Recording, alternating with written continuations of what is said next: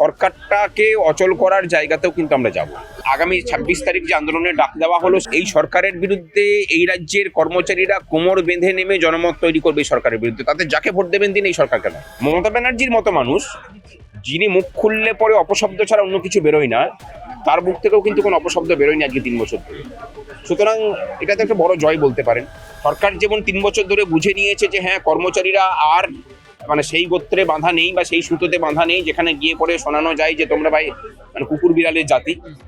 আমরাও সেরকম বুঝিয়ে দিতে পেরেছি যে আমরা মেরুদণ্ডযুক্ত, মেরুদণ্ড সোজা মানুষ, যারা যে কোনো সময় যে কোনো পরিস্থিতিতে তোমার বিরুদ্ধে বিদ্রোহ ঘোষণা করতে পারে, এবং বিগত ৩ বছর ধরে সেই বিদ্রোহের আঁচ তিনি পাচ্ছেন। নীতি নৈতিকতা মানা, আইন মানার বিষয়টা মুখ্যমন্ত্রী সবটা ঠিক করবেন নাকি মুখ্য সচিব, অর্থ সচিবরাও দায়িত্ব নিয়ে সেই জায়গাতে যাবেন, সেটা তাদেরকে ঠিক করতে হবে। সেটা সবকিছু তো আর আমরা বলে দিতে পারি না।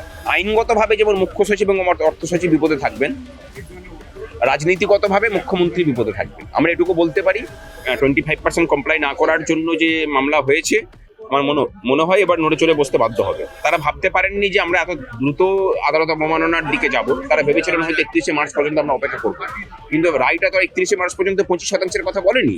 25%টা ইমিডিয়েটলি মেটাতে বলেছে। 6 তারিখে কমিটি রিপোর্ট দেবে যে বাকি 75%-এর জন্য কত টাকা দিতে হবে। সুতরাং হিসেব অনুযায়ী তার আগেই কিন্তু 25% মিটিয়ে দেওয়ার কথা। এটা যখন হয়নি, আমরা মামলা করেছি। মামলাতে যা গিয়ে বলার সাথে তারা বলবেন। দিয়ে দিলে পরে এখান থেকে কাটমানি পাওয়া যায় না। সুতরাং এই কাটমানি না পাওয়ার জায়গা থেকেই দিয়ে না দেওয়ার অনীহা, আর অন্য কোনো কারণ নেই। এটা হচ্ছে ভিতরের কথা, এবং এটাই হচ্ছে মেন কথা, দিয়ে না দিতে চাওয়ার। সদিচ্ছা না থাকলে এই লড়াই এতটা দূর আসছে দাদা?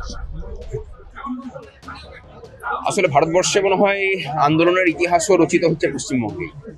এটা অবশ্য বাস্তব যে ইতিহাস বারবার এটাও দেখেছে যে আন্দোলনের যে নতুন নতুন সীমারেখা তৈরি করা, সেটাকে ভাঙা আবার নতুন করে তৈরি করা, সেই কাজগুলো কিন্তু পশ্চিমবঙ্গেই হয়েছে। আমাদের হাত ধরে কর্মচারী আন্দোলনের নতুন ইতিহাস পশ্চিমবঙ্গ দেখছে। এতদিনের অবস্থান সেটা ভারতবর্ষে কোথাও হয়নি। আন্দোলনের এত কিছু ধারা, এত কিছু পদ্ধতি, এটা কোনোদিন হয়নি। কোনোদিন এই মঞ্চে ধরুন 52 দিনের একটা অনশন হয়েছে, 45 দিনের একটা অনশন হয়েছে, সেটাও কিন্তু কোনোদিন হয়নি। ভারতবর্ষে সেটাও একটা ইতিহাস। সুতরাং যে জায়গাতে সরকার আমাদেরকে নিয়ে যেতে চাইছে, সরকার যেমন 3 বছর ধরে বুঝে নিয়েছে যে হ্যাঁ, কর্মচারীরা আর সেই গোত্রে বাঁধা নেই বা সেই সুতোতে বাঁধা নেই যেখানে গিয়ে পরে শোনানো যায় যে তোমরা ভাই কুকুর বিড়ালের জাতি। আমরাও সেরকম বুঝিয়ে দিতে পেরেছি যে আমরা মেরুদণ্ডযুক্ত, মেরুদণ্ড সোজা মানুষ, যারা যে কোনো সময় যে কোনো পরিস্থিতিতে তোমার বিরুদ্ধে বিদ্রোহ ঘোষণা করতে পারে, এবং বিগত 3 বছর ধরে সেই বিদ্রোহের আঁচ তিনি পাচ্ছেন। আর পাচ্ছেন বলেই মমতা ব্যানার্জির মতো মানুষ, যিনি মুখ খুললে পরে অপশব্দ ছাড়া অন্য কিছু বেরোয় না, তার মুখ থেকেও কিন্তু কোনো অপশব্দ বেরোয়নি আজকে 3 বছর ধরে। সুতরাং এটা তো একটা বড় জয় বলতে পারেন। এই জয়টাকে আমরা কার্যকরিতা করতে পারবো কিনা সেটার প্রশ্ন। আমরা বলছি পারবো, আদায়টা করে নেব। এবং আগামী 26 তারিখ যে আন্দোলনের ডাক দেওয়া হলো, সেখানে দেখুন যে ওইদিকে যিনি ছিলেন তারা বিজেপি পন্থী একটা কর্মচারী সংগঠন, বামপন্থী কর্মচারী সংগঠন। আমরা কোনো ইয়েতে বিলং করি না। ওটা 3টে মঞ্চ এক জায়গাতে এসে মিলিত হয়েছে, 3টে ধারা, যেখানে 3 জন 3 দিকে যায় আর কি। তা সেখানে দাঁড়িয়ে এই যে কর্মচারী ঐক্যের বার্তা আমরা দিলাম রাজ্যের মানুষের কাছে, অর্থাৎ রাজ্যের মানুষের কাছে এটাও বার্তা দেওয়া যে নিজেদের প্রয়োজনের জন্য দলমতের ঊর্ধ্বে উঠুন, এই বার্তাটাও কিন্তু এই মঞ্চ থেকে গেল আজকে। এই আদালত অবমাননার যে মামলাটা করা হলো, এরপরে সরকার কোথাও গিয়ে কি একটুও ভয় পাবে? এত কিন্তু দেখা যায়নি তাদের, এই ভয় পেলেও তেমন কিছু বলেনি, কিন্তু এবার এই ভয় কি পাবে? সেটা তো মনে হয়, কারণ 25% কমপ্লাই না করার জন্য যে মামলা হয়েছে, আমার মনে হয় এবার নড়ে চড়ে বসতে বাধ্য হবে। তার কারণ তারা ভাবতে পারেননি যে আমরা এত দ্রুত আদালত অবমাননার দিকে যাব। তারা ভেবেছিলেন হয়তো 31শে মার্চ পর্যন্ত আমরা অপেক্ষা করবো, কিন্তু রায়টা তো 31শে মার্চ পর্যন্ত 25%-এর কথা বলেনি। 25%টা ইমিডিয়েটলি মেটাতে বলেছে। 6 তারিখে কমিটি রিপোর্ট দেবে যে বাকি 75%-এর জন্য কত টাকা দিতে হবে। সুতরাং হিসেব অনুযায়ী তার আগেই কিন্তু 25% মিটিয়ে দেওয়ার কথা। এটা যখন হয়নি, আমরা মামলা করেছি। মামলাতে যা গিয়ে বলার সাথে তারা বলবেন। বিপদে কি মমতা বন্দ্যোপাধ্যায় আদৌ আছেন নাকি মুখ্য সচিব, অর্থ সচিব আছেন? দেখুন, মুখ্য সচিব, অর্থ সচিবকে তো পিঠ বাঁচাতে হবে। এই যে মুখ্যমন্ত্রী বলছিলেন যে এদের বিরুদ্ধে এফআইআর করা যাবে না, কারোর কিছু হবে না, মুখ্য সচিব তো তার বাইরে গিয়ে পরে করেছেন। সুতরাং মুখ্য সচিব ঠিক করুন কি করবেন।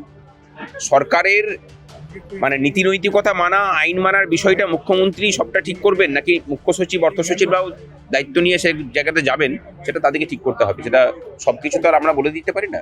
তবে আইন অনুযায়ী যা হবার সেটা হবে। আর আইনগতভাবে যেমন মুখ্য সচিব এবং অর্থ সচিব বিপদে থাকবেন, রাজনীতিগতভাবে মুখ্যমন্ত্রী বিপদে থাকবেন। আমরা এটুকু বলতে পারি যে আমরা হয়তো এটা হতে পারে যে আমরা ভোটের সংখ্যার দিক থেকে 2% বা 3%, কিন্তু আমরা ভোটকে প্রভাবিত করার শক্তি রাখি। পশ্চিমবঙ্গে আগামী দিনে সেটাই দেখবে।